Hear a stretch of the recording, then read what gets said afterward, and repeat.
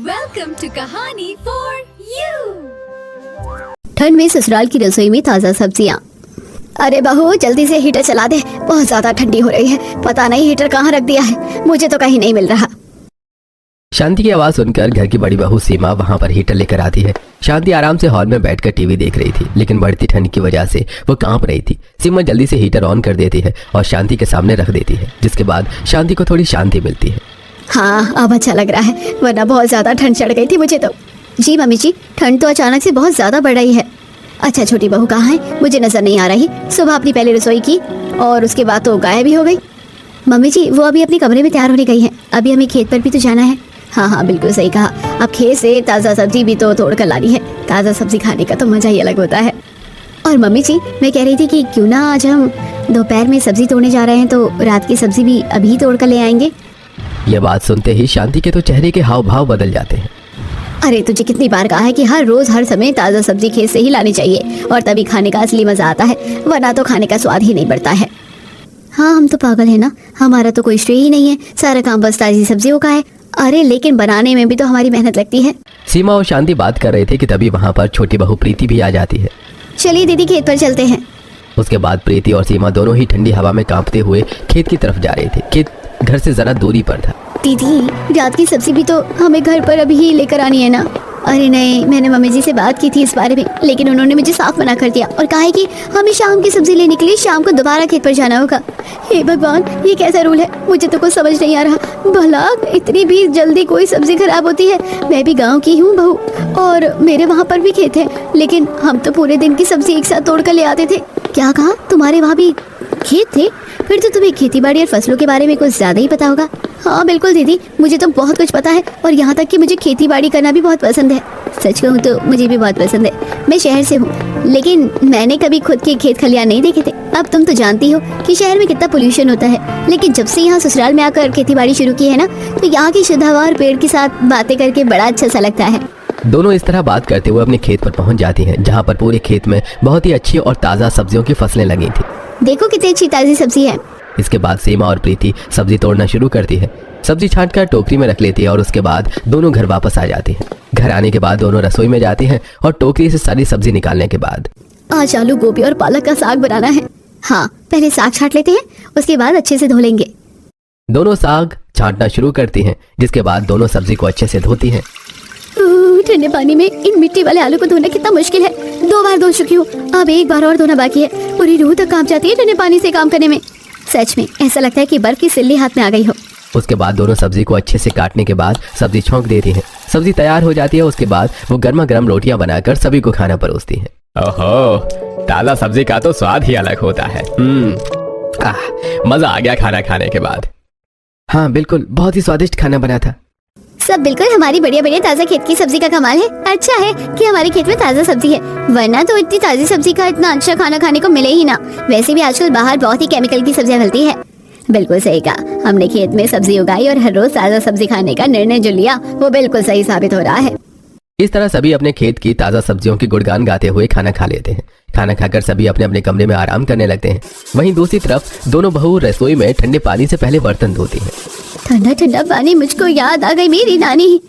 और उसके बाद दोनों थोड़ी देर आराम करने के लिए बैठी हुई थी कि तभी शाम के 5 बज जाते हैं और शांति उनके पास आकर कहती है, तुम दोनों यहाँ पर आराम से क्यों बैठी हो? चलो जल्दी खेत पर जाओ, सब्जी लाने का टाइम हो गया है। मम्मी जी हम बहुत थक गए हैं, सुबह से काम कर रहे थे, इसलिए थोड़ी देर आराम करने लेटे हैं। अरे आराम बाद में कर लेना, तुम खेत में सब्जी लाओगी, उसके बाद ही तो हमारा रात का ताज़ी सब्जी का खाने का बन पाएगा। अब जल्दी करो, ठंड है। वैसे भी ठंड में रसोई में ताज़ी सब्जी होनी चाहिए, क्योंकि ठंड में ताज़ी सब्जी खाने का ही तो असली स्वाद आता है। इतना कहकर शांति वहाँ से चली जाती है और मजबूरन सीमा और प्रीति को ठंडी कड़कड़ाती हवा में शाम को भी खेत पर जाना पड़ता है। इतनी ठंड में हमें 3 चक्कर खेत पर लगाने पड़ते हैं, और अगर आने जाने का मिला ले तो 6 चक्कर हो जाते हैं। बाप रे, इतनी दूर ठंड में रोज रोज आना बिल्कुल भी सही नहीं लगता है। हाँ 1-2 बार तो खेत पर जाना चलो ठीक है, क्योंकि हमें खेत का काम भी करना होता है। और चलो सब्जी लेने हम दिन में 1 बार भी तो जा सकते हैं, लेकिन दिन में 3 बार कई बार बिल्कुल मन नहीं करता, क्योंकि इतना थक भी जाते हैं। दोनों ठंड में ठंडी मिट्टी से ताज़ा सब्जी निकाल रही थी। खेत से सारी सब्जी तोड़ने के बाद दोनों टोकरी में लेकर सब्जी घर वापस आ जाती हैं और फिर से उन्हें ठंडे पानी से धोकर सबके लिए रात को ताज़ा सब्जी का खाना बनाती हैं। ओह मजा आ गया, आज तो तुमने घिया के कोफ्ते बहुत अच्छे बनाए हैं बहू। इस तरह सभी खाना खाते हैं और थोड़ी तारीफ करके आराम से अपने अपने बिस्तर में जाकर रजाई में लेटकर सो जाते हैं। लेकिन वहीं दूसरी तरफ दोनों बहू रात को रसोई में ठंडे पानी से बर्तन धो रही थी और बहुत ज्यादा थक भी गई थी। मुझे तो इस समय सिर्फ बिस्तर नजर आ रहा है। उसके बाद दोनों बर्तन धोकर अपने अपने कमरे में सोने चली जाती हैं।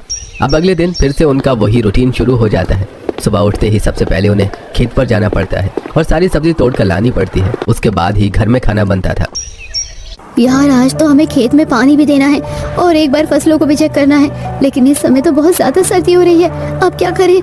लेकिन दीदी अभी तो सच में मुझे भी सर्दी लग रही है। अभी घर वापस चलते हैं, दोपहर में हमें फिर से खेत पर आना ही तो है ताज़ा सब्जी लेने के लिए। तो क्यों ना हम खेत का काम तभी कर लेंगे। हाँ बिल्कुल सही कहा। वैसे भी हमारा बार बार चक्कर तो लगता ही रहता है। अब दोनों फिर से सब्जी लेकर घर वापस आ जाती हैं और सुबह का नाश्ता बनाकर जब सभी को खाना परोसा जाता है तब रोहन चढ़ाते हुए अपनी ब्लू कलर की शर्ट लेकर वहां पर आता है। तुमने मेरी ब्लू कलर की शर्ट को प्रेस क्यों नहीं किया? मैंने तुम्हें कल कहा था ना कि मुझे ये इंपॉर्टेंट मीटिंग में पहनकर जानी है, और आज वो इंपॉर्टेंट मीटिंग है और आज ड्रेस का कोड ब्लू ही था, लेकिन तुमने तो इसे इस्त्री किया ही नहीं है। अब मैं क्या पहनकर जाऊं? तुमसे एक काम कहा था लेकिन वो भी तुमने ठीक से नहीं किया। अरे आप बिना वजह मेरे ऊपर भड़क क्यों रहे हैं? इतनी छोटी सी बात पर आपको इतना ज्यादा गुस्सा करने की क्या जरूरत है? तुम्हें ये मामूली सी बात नजर आ रही है? अरे मेरी इंपॉर्टेंट मीटिंग है, अगर मैं ड्रेस कोड पहनकर नहीं गया तो तुम्हें पता भी है कि क्या होगा। आखिर तुम पूरा दिन करते ही क्या हो? आपको पता भी है घर में कितना काम हो जाता है। मुझे काम करने के लिए समय नहीं मिलता है। पूरा दिन खेत में जाना होता है और घर का बाकी काम भी हो जाता है। वैसे भी आपने मुझे लेट नाइट बोला था, तब तक मैं थक गई थी और मैं नींद पूरी नहीं कर पाई। दोनों की बढ़ती लड़ाई को देखकर शांति और रमेश उस लड़ाई को शांत करवाने की कोशिश करते हैं और कहते हैं कि अरे बेटा कोई बात नहीं, बहू भूल गई होगी, इतनी सी बात पर इतना ज्यादा भड़कने की जरूरत नहीं है। हाँ बिल्कुल, हालांकि मैं जानती हूँ कि बहू की गलती ज्यादा है, उसे अपना काम ठीक से करना चाहिए क्योंकि ये काम तो बहू का ही होता है। लेकिन कोई बात नहीं, फिर भी झगड़ा छोड़ो और झगड़े को अभी सुलझाओ। आखिर मम्मी जी कहना क्या चाहती हैं? सारी गलती मेरी ही निकाल दी। अरे पूरा दिन इतना काम होता है, इन्हें क्या पता। अच्छा तो बताओ अब क्या करना है? अरे तो मैं भी कर देती हूँ। सुबह सुबह रोहन प्रीति के ऊपर भड़क जाता है। अब एक तरफ सीमा सभी को नाश्ता बनाकर परोसती है और सभी बड़े मजे से नाश्ता खाते हैं, वहीं दूसरी तरफ प्रीति चढ़ते हुए कमरे में रोहन की शर्ट को प्रेस कर रही थी। पता नहीं सुबह सुबह इतनी क्या चिक चिक करनी थी जो सभी के सामने इतना ज्यादा गुस्सा करने लग गए थे। अरे 10 मिनट का काम है, अब हो जाएगा। और ऊपर से मम्मी जी को भी देखो, मेरी ही कमी निकाल रही थी। पूरा दिन खेत में जाने के बाद घर का काम भी ढंग से नहीं होता है, रेस्ट करने का समय भी नहीं मिलता है हमें, फिर भी कहते हैं कि हम करते क्या है। उसके बाद रोहन वो शर्ट पहनकर वहाँ से चला जाता है। रसोई का काम खत्म होने के बाद दोनों बहू घर का बाकी काम कर रही थी। सीमा झाड़ू लगा रही थी और प्रीति पोछा लगा रही थी। वहीं दूसरी तरफ शांति आराम से सोफे पर बैठकर टीवी देख रही थी। अरे बेटा बड़ी सर्दी हो रही है, एक बार गर्मा गर्म चाय मिल जाए तो मजा ही आ जाएगा। ठीक है मम्मी जी, मैं झाड़ू निकालने के बाद आपके लिए चाय बना देती हूँ। पता नहीं तुम दोनों के लिए क्या कामचोरी की आदत हो गई है। तुम्हें एक काम करने को कह दिया जाए तो तुम उस काम को तभी टालने लग जाती हो। सुबह भी तुमने रोहन की शर्ट को प्रेस तक नहीं किया। अगर वो ऑफिस में मीटिंग में जाने के लिए लेट हो जाता तो फिर इसका जिम्मेदार कौन होता? शांति फिर से अपना लेक्चर देना शुरू हो जाती है, इसीलिए उसे बात को वहीं खत्म करने के लिए प्रीति गुस्से में कहती है, अच्छा ठीक है मम्मी जी, मैं अभी आपके लिए चाय बनाकर ला रही हूँ, 2 मिनट रुकिए। प्रीति रसोई में जाती है और शांति के लिए चाय बनाना शुरू करती है। तभी प्रीति को गुस्से में रसोई में जाता हुआ देखकर सीमा भी उसके पीछे पीछे रसोई में आ जाती है। दीदी मुझे चाय बनाने में कोई परेशानी नहीं, लेकिन सुबह से देखो जरा, इन्हें हर कोई यही कह रहा है कि मैं करती क्या हूँ और मैं काम चोरी करती हूँ, लेकिन ऐसा बिल्कुल भी नहीं है। मैं जानती हूँ, लेकिन एक बहू को कोई भी नहीं समझता, तुम्हें पता है ना। उसके बाद प्रीति शांति को चाय बनाकर देती है और घर की साफ सफाई करने के बाद दोनों ऊपर छत पर कपड़े धोने के लिए जाती है कि तभी शांति भी ऊपर धूप में बैठने के लिए राजी होती है। हे भगवान, तुम दोनों का अब तक काम खत्म नहीं हुआ है और यहाँ दोपहर में खेत में ताजा सब्जी लाने का भी समय हो गया है। बस मम्मी जी, थोड़े से कपड़े रह गए हैं, अभी जाकर ले आते हैं। हाँ जरा जल्दी जल्दी हाथ चलाया करो, मेरे तो यहाँ पर अभी से पहले पेट में चूहे दौड़ने लगे हैं। शांति फिर से दोनों बहू को ताना कस देती है, जिसके बाद दोनों जल्दी से कपड़े धोकर एकदम ठंडे ठंडे मौसम में खेत की तरफ निकल जाती है। तभी रास्ते में उनके पड़ोसन नेहा नजर आती है, जो एक सब्जी वाले से सब्जी खरीद रही थी। अरे नेहा कैसी हो तुम? कितने दिनों बाद नजर आ रही हो। मैं बिल्कुल ठीक हूँ, तुम बताओ तुम्हारा क्या हालचाल है?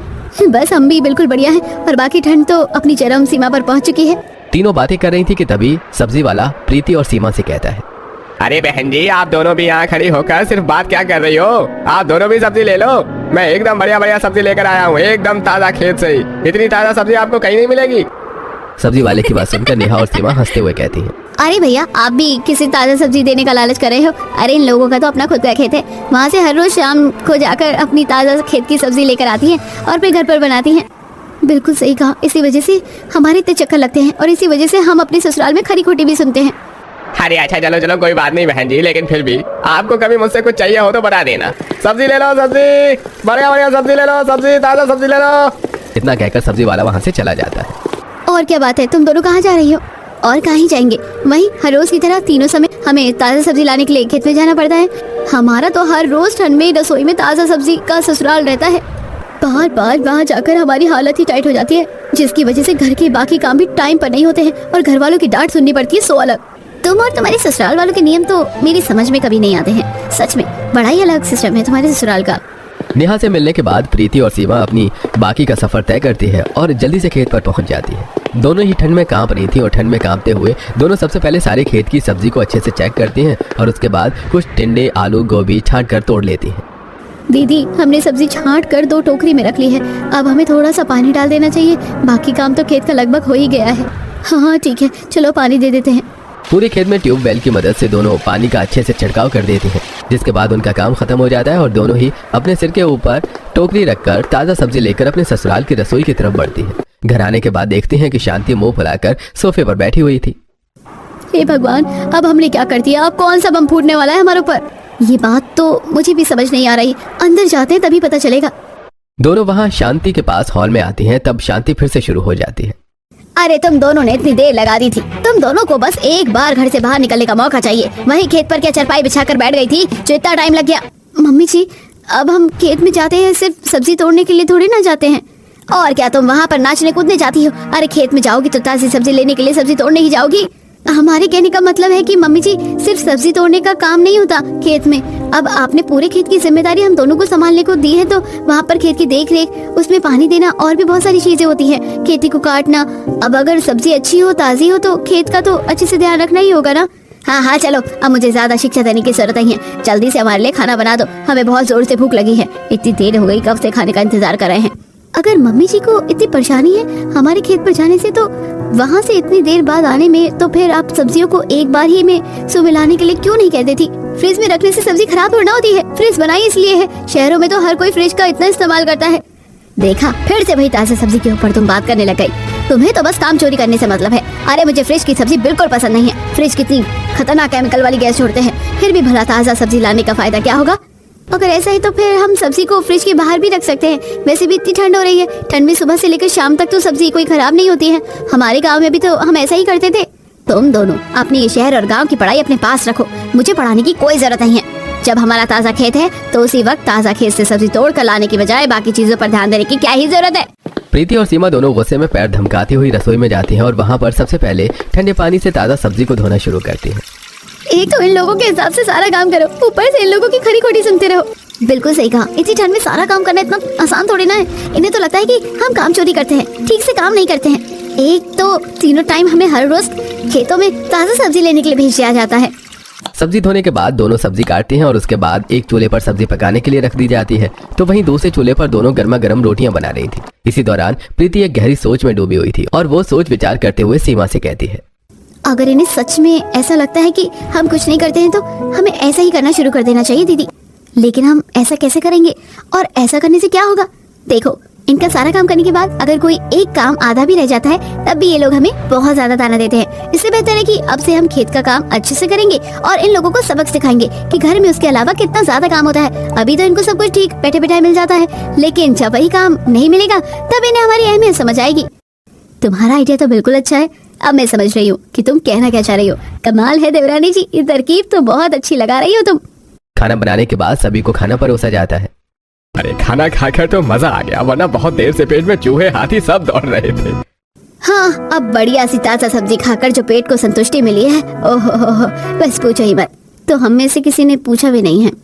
इस तरह शाम को फिर से उन्हें खेत पर जाना पड़ता है और ताज़ा सब्जी लाकर रसोई में ताज़ा सब्जी ही बनानी पड़ती है। रात को सभी खाना खाकर अपने अपने कमरे में सो जाते हैं। वहीं दूसरी तरफ सीमा जब अपनी बेटी को रात को स्कूल का होमवर्क करवा रही थी, तो तुम इतनी रात को इसका स्कूल होमवर्क क्यों करवा रही हो? दिन में क्यों नहीं करवाती हो? क्योंकि मुझे दिन में भी बहुत सारे काम होते हैं। अरे इतना भी क्या काम होते हैं जो तुम पिंकी का होमवर्क दिन में नहीं करवा सकती? यश की ये बात सुनकर सीमा को गुस्सा आ जाता है। अरे मुझे घर संभालना होता है और खेत भी संभालना होता है, आपको पता है उन सब में कितना समय लगता है। और रही बात अगर आपको इतनी ही चिंता हो रही है पिंकी की, तो ये आपकी बेटी भी है, आप भी कभी इसका होमवर्क करवा दीजिए। बच्चों को संभालना सिर्फ माँ की जिम्मेदारी नहीं होती है। अरे तुम तो बिना वजह भड़क रही हो। मुझे कल जल्दी ऑफिस जाना है, इसलिए मैं आराम से सो रहा हूँ। तुम पिंकी को बिल्कुल ठीक होमवर्क करवा रही हो, करवा दो। इतना कहकर यश अपने आप का बचाव करके आराम से रजाई में लेटकर सो जाता है, जिसे देखकर सीमा गुस्से में कहती है, देखा, बातें सबको मानी है, लेकिन वही जब खुद वो काम करना पड़े तो किसी के बस की कुछ नहीं होता है। कोई बात नहीं मम्मी, आप अपना गुस्सा शांत करो। अभी हम जल्दी से होमवर्क करके सो जाते हैं, सुबह स्कूल जाने के लिए जल्दी भी तो उठना है ना। हाँ ठीक है मेरी बच्ची। अच्छा बताओ, 5 × 20 कितना होता है? 100। शाबाश। इस तरह सीमा पिंकी को भी पढ़ाकर सो जाती है और अब अगले दिन दोनों सुबह सुबह खेत के लिए जल्दी निकल जाती है। आज तो हम आराम से घर जाएंगे, सिर्फ उतने समय पहले जितने समय में हमारा नाश्ता बन सके। बिल्कुल सही कहा। इन्हें भी तो पता चले कि घर का बाकी काम करने में कितने एफर्ट लगते हैं और हम कितना काम करते थे, कितना नहीं। दोनों ठंड में ठिठुरती हुई खेत की तरफ चली जाती हैं। जहाँ एक तरफ दोनों खेत की फसलों को अच्छे से देख रही थी, वहीं दूसरी तरफ घर में बुरी तरह हड़कंप छा गया था। अरे मम्मी, दोनों भाभी कहाँ चली गई? अब तक वो घर पर वापस क्यों नहीं आई? ना तो मुझे मेरा बैग मिल रहा है और ना ही मेरा पिंक वाला ड्रेस मिल रहा है। अरे दोनों खेत में सब्जी तोड़ने के लिए गई थी, पता नहीं अब तक घर वापस क्यों नहीं आई है। हे भगवान, अब मैं क्या करूंगी? मैं कॉलेज के लिए वैसे ही लेट हो रही हूँ। अरे तो तुझे जरूरी है क्या पिंक कलर की ड्रेस पहनना? कोई और कपड़े पहन ले आज। इतना सुनकर रिया तो वहां से चली जाती है, लेकिन तभी वहां पर रोहन आता है। मम्मी, आखिर प्रीति अब तक खेत से वापस क्यों नहीं आई है? पता है, मुझे मेरी इंपॉर्टेंट फाइल नहीं मिल रही है, पता नहीं कहाँ रखकर चली गई है। अरे अगर खेत में इतना समय लगने वाला था तो मेरा सामान पहले ही रखकर चले जाना चाहिए था ना उसे। अरे बेटा, मैं क्या बताऊं, मुझे तो खुद नहीं पता कि तू कौन सी फाइल के बारे में बात कर रहा है। और दोनों हमेशा जल्दी ही आ जाती है, आज पता नहीं उन्हें इतनी देर कैसे हो गई। चल कोई बात नहीं, मैं अभी तेरी फाइल ढूंढने में तेरी मदद कर देती हूँ। अब शांति और रोहन दोनों अच्छे से कमरे में फाइल ढूंढ रहे थे, लेकिन उन्हें कहीं पर भी फाइल नजर नहीं आ रही थी। तभी वहां पर पिंकी भी आ जाती है। दादी, मम्मी कहाँ है? मम्मी मुझे सुबह नहलाकर तो चली गई थी, लेकिन मेरे अब तक बाल नहीं बने हैं और मेरी स्कूल बस आने वाली है। अरे बेटा, मैं अब क्या करूं? अब मुझे तो कुछ समझ नहीं आ रहा। चल पहले तुझे ही तैयार कर देती हूँ। इतना कहकर शांति पिंकी को लेकर वहां से चली जाती है। इस तरह एक ही दिन में पूरे घर में हड़कंप मच जाता है। और जब प्रीति और सीमा दोनों खेत की ताजा सब्जी लेकर घर वापस आती है तो उन्हें देखकर रोहन को भी चैन की सांस मिलती है। अरे प्रीति, तुम कहाँ चली गई थी? देखो, मुझे मेरी ना इंपॉर्टेंट फाइल नहीं मिल रही है, प्लीज जल्दी से ढूंढ कर मुझे दे दो, वरना आज मेरी ऑफिस में वाट लग जाएगी। तो आप इतनी देर से क्या कर रहे थे? आपने ढूंढने की कोशिश क्यों नहीं की? अरे बाबा, कोशिश क्या, मैं कोशिश भी ढूंढने की कर ली, अरे लेकिन मुझे तो कहीं नहीं मिल रही है, प्लीज मेरी मदद कर दो। इसके बाद प्रीति जल्दी से रोहन को फाइल ढूंढ कर देती है और वहीं दूसरी तरफ रिया सीमा से कहती है, भाभी मुझे भी मेरा दूसरा वाला बैग नहीं मिल रहा था, प्लीज आप मेरा भी सामान ढूंढ कर दे दो। अच्छा ठीक है, चलो। और सीमा अभी रिया को उसका सामान ढूंढ कर दे देती है। उसके बाद दोनों रसोई में जाकर सभी के लिए ताज़ा सब्जी का नाश्ता तैयार करती है। देखा दीदी, कैसे हमारे आते ही सब हमारे आगे पीछे दौड़ रहे थे। इसी तरह इन्हें हमारी अहमियत समझ आएगी। सच में तुम्हारी इस आइडिया ने तो बढ़िया चौका मार दिया। अब इन्हें समझ आएगा कि हमारी कितनी ज्यादा अहमियत है घर के अंदर। उसके बाद दोनों जल्दी से नाश्ता बनाती है और सभी को टिफिन भी पैक करके देती है और साथ में नाश्ता भी लगाया जाता है। अरे चलो, अब बहू दोपहर को खाने में मेरे लिए तो बैगन का भरता और टिंडे की सब्जी बना देना, आज बड़ा मन कर रहा है खाने का। जी ठीक है पापा जी। अब दोनों फिर से दोपहर को खेत में काम करने के लिए चली जाती हैं। वहीं दूसरी तरफ पिंकी के स्कूल का आने का टाइम हो जाता है। पता नहीं कहाँ रह जाती है, दोनों खेत पर ही सो जाती है क्या? लेकिन समय से तो कभी वापस नहीं आती। पिंकी का भी स्कूल जाने का टाइम हो रहा है, फिर खाना कब बनाएगी? वहीं पिंकी स्कूल से आ जाती है, लेकिन प्रीति और सीमा दोनों अभी तक खेत से घर वापस नहीं लौटी थी। थोड़ी देर बाद, दादी दादी, मम्मी और चाची कहाँ पर है? मुझे भूख लगी है, मुझे खाना खाना है। पता नहीं बेटा, ये बात तो मुझे भी समझ नहीं आ रही। दोनों पता नहीं कहाँ रह गई, अब तक घर वापस नहीं आई है। दोनों जब तक पहले सब्जी लेकर नहीं आएंगी तब तक रसोई में खाना कैसे बनेगा?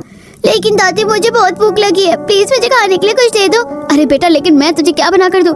दादी आप मुझे कुछ भी बना कर दे दो, मुझे सच में बहुत भूख लग रही है और बर्दाश्त नहीं हो रहा है, पेट में दर्द भी हो रहा है। अच्छा रुक, ठीक है, मैं देखती हूँ। शांति रसोई में जाती है तो उसे एक जगह ब्रेड का पैकेट नजर आता है और वो उसी पर जैम लगाकर पिंकी को खाने के लिए दे देती है। तभी रमेश भी टहलकर घर वापस आ जाता है और रिया भी कॉलेज से घर वापस आ जाती है और सभी को अब ज्यादा भूख लगने लगती है। मम्मी, अभी तक दोपहर का खाना क्यों नहीं बना है? पता नहीं बेटा, तेरी दोनों भाभी अब तक घर वापस क्यों नहीं लौटी है? अगर आ जाए तभी तो खाना हमें नसीब होगा। तभी थोड़ी देर बाद प्रीति और सीमा भी सब्जी लेकर घर वापस आ जाती है।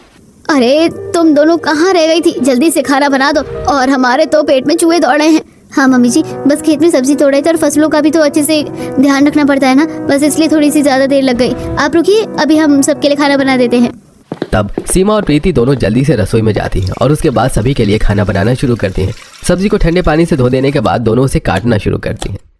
वैसे घर से थोड़ी दूर खेत में बैठना कितना अच्छा लगता है ना, कम से कम थोड़ी देर के लिए ही सही, लेकिन घर वालों की चिकचिक नहीं सुननी पड़ती है।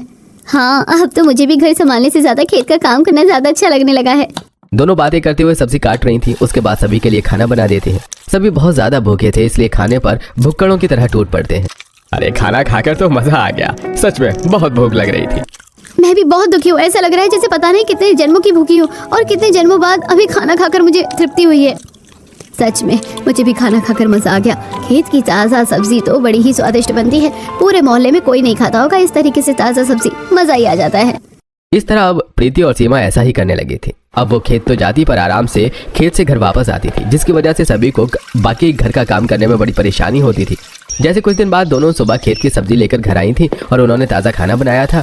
इस तरह अब उनका दोपहर में भी खेत में जाने का समय हो गया था, इसलिए दोनों तो खेत चली जाती हैं। लेकिन वहीं दूसरी तरफ वॉशिंग मशीन कपड़े धोने के बाद सीटी बजाती है, तब शांति उसे बंद करने जाती है। अरे दोनों बहुएं आजकल घर में कम और खेत में ज्यादा रहने लगी हैं। सारा काम ऐसे ही रह जाता है। अब खेत से आएंगी, खाना बनाएंगी, पता नहीं कपड़े कब धुलेंगे। इससे अच्छा तो मैं ही धो देती हूँ।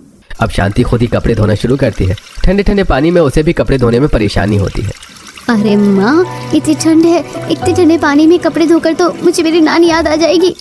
उसके बाद शांति सारे कपड़े धोती है और उन्हें छत पर सुखा देती है। अब इस तरह दोनों बहू घर का कोई भी काम करती तो उसे आधा अधूरा छोड़कर ही खेत में चली जाती थी। ससुराल वालों को सबक सिखाने के चक्कर में उन्होंने इतना ज्यादा खेत में जाना शुरू कर दिया था कि अब तो वो सच में कोई भी काम अधूरा छोड़कर खुद भूल जाती थी और खेत में चली जाती थी। एक दिन, अरे यार, जल्दी से दूध गर्म कर देते हैं, उसके बाद बाकी काम भी करना है। सीमा गैस पर दूध उबालने के लिए रख देती है। तब भी बाहर से प्रीति उसे आवाज लगाने लगती है। अरे सीमा दीदी, कहाँ रह गई? जल्दी आओ जरा इधर। रसोई में खड़ी सीमा प्रीति की आवाज सुनकर बाहर आ जाती है। हाँ बोलो प्रीति, क्या बात है? अरे बात क्या होनी थी दीदी, जल्दी चलो खेत पर, खेत जाने का समय हो रहा है। आज तो हमें खेत पर खाद वगैरह भी डालनी है, बाकी सब्जियों की कटाई छटाई भी करनी है। चलो जल्दी चलते हैं। हाँ ठीक है, जल्दी जल्दी चलो। इतना कहकर दोनों खेत में चली जाती हैं और सीमा खुद ये भूल जाती है कि उसने गैस पर दूध उबलने के लिए रखा था। थोड़ी देर बाद जब शांति रसोई में पानी पीने के लिए जाती है तो देखती है कि गैस पर दूध उबाल कर आधे से ज्यादा बाहर आ गया है। वो जल्दी से गैस बंद करती है। हे भगवान, इन दोनों बहुओं का मैं क्या करूं? अरे इससे अच्छा तो पहले ही ठीक थी। अब तो कोई भी काम ठीक से नहीं करती है और आधा अधूरा करके भूल जाती है। पता नहीं दिन ब दिन दोनों को क्या होता जा रहा है।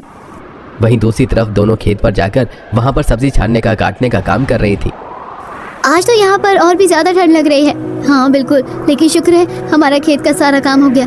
अब हमें रात को सिर्फ ताज़ा सब्जी लेने के लिए आना है। सब्जी लेने के बाद दोनों घर आ जाती हैं। घर आने के बाद दोनों सभी के लिए खाना बनाना शुरू करती हैं।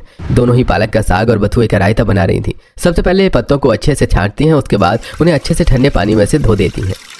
ठंडा ठंडा पानी दिला दे सबको, याद है उसकी नानी। सच्ची इतनी ठंडी में तो काम करने का मन ही नहीं कर रहा। सब्जी को अच्छे से धोने के बाद सीमा तो पालक का साग बनाने के लिए चूल्हे पर रख देती है। वहीं दूसरी तरफ प्रीति आटा गूंथ कर तैयार करती है और उसके बाद सभी के लिए रोटी बनाकर सभी को खाना परोसती है। ओहो, खाना खाकर तो मजा आ गया।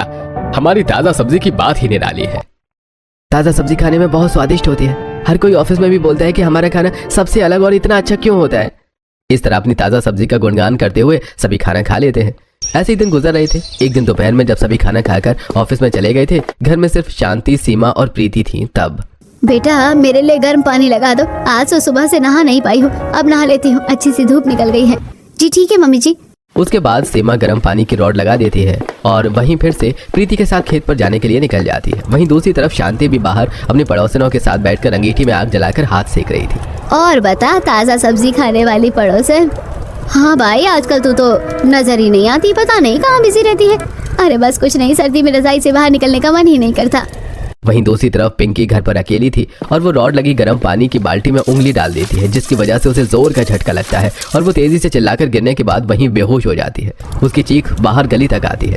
अरे ये चीख तो पिंकी की है, मेरे घर से आई है, क्या हो गया? शांति दौड़कर जाती है और उसके पीछे पीछे कमला और शीला भी जाती हैं। पिंकी को ऐसा देखकर सब परेशान हो जाते हैं। तब तक सीमा और प्रीति और घर के बाकी सदस्य भी आ गए थे। सभी जल्दी से पिंकी को अस्पताल लेकर जाते हैं। थोड़ी देर बाद, देखिए फिलहाल तो सब ठीक है, लेकिन कुछ बहुत बड़ा भी हो सकता था। आपको बच्चों का ध्यान रखना चाहिए। इतना कहकर डॉक्टर वहां से चले जाते हैं और सीमा बहुत ज्यादा रो रही थी। रोते हुए गुस्से में कहती है, सब आप लोगों की ताज़ा सब्जी खाने की वजह से हुआ है। अरे आप लोगों को ही तीनों समय ताज़ा सब्जी चाहिए। मुझे तो समझ नहीं आता, खेत से तुरंत सब्जी लाकर बनाने में ही इतना अलग मजा कैसे है। अरे पूरी दुनिया फ्रिज में हफ्ता 10 दिन तक सब्जी रखती है, लेकिन उन्हें तो कुछ नहीं होता। अब बस बहुत हो गया, मैं आज के बाद खेत से ताज़ा सब्जी नहीं लेकर आऊंगी। बिल्कुल, हम बहुत परेशान हो चुके हैं। अब से सुबह सिर्फ एक ही बार सब्जी आएगी। हम नहीं चाहते कि इसकी वजह से घर में कोई और नुकसान हो। इस तरह सभी ससुराल वालों को अपनी गलती का एहसास हो जाता है और उस दिन के बाद से सभी अब तुरंत खाना बनाने से पहले ताज़ा सब्जी लाने की जिद नहीं करते, बल्कि सब्जी एक बार घर में आ जाती है और उसके बाद उसे ही बनाया जाता है। कहानी फॉर यू को लाइक करो, शेयर करो और सब्सक्राइब करना मत भूलना।